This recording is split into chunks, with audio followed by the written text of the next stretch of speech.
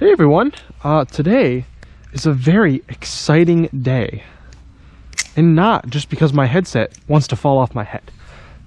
Today is an exciting day because today we are going to be trying carbon honey for the very first time.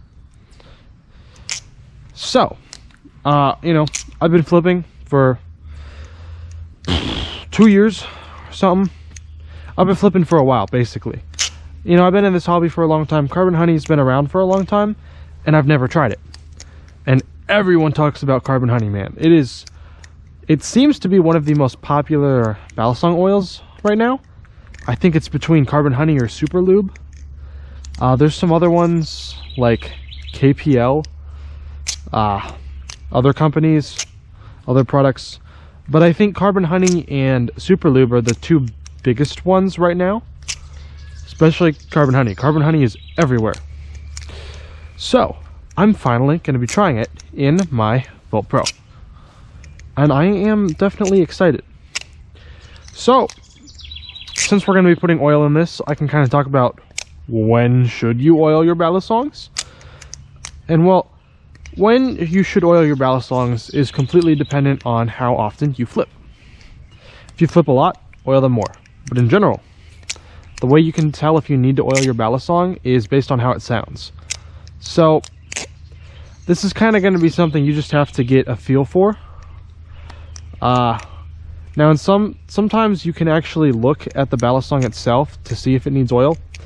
If you look at the pivots and they're visibly dry and they don't have oil, then it wouldn't hurt to put some oil in. But all you're going to do when oiling is to take whatever oil you're using. Want to get like a drop, touch that drop to the pivots, and basically you can just do that to both sides and both pivots. Just one drop will be good enough. Put the cap back on our carbon honey.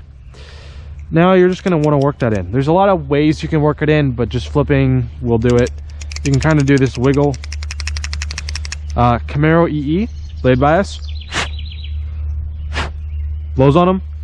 Try and help get it in. But, I just kind of do this. Wiggle it. It'll work its way in. So, you guys saw how it sounded before. Now that we've oiled it, completely different sound.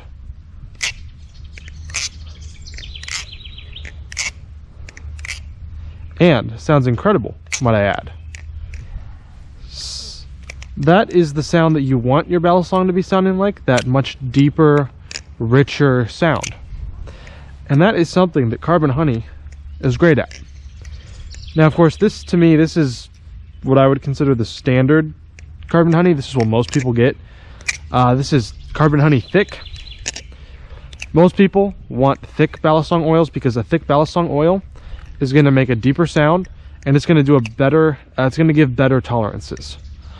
The only downside is it's going to slow your balisong down more, but as you guys can see, slow down your balisong does not mean your balisong is slow. It just means it'll be slower than, say, a more viscous, runny kind of oil. So the benefit of as companies would call it, a thin oil, is that it's going to be faster. It'll make your balisong faster because it's thinner. But it won't do as good of a job as keeping tolerances. Basically, that just is because that no matter how good of a tune you put on your balisong, there's still going to be little crevices within the pivots. And the oil is basically filling in those crevices. So it is removing the space that was in the pivots, giving it a better tune. But the thinner your oil is, the harder a time it has doing this. It's just like, it's easy to pour water, but it's harder to pour like honey. It's because of the viscosity. So that's kind of the deal with oils, but this is carbon honey. Obviously, I'm going to try it for a while. But my first impressions, it's great.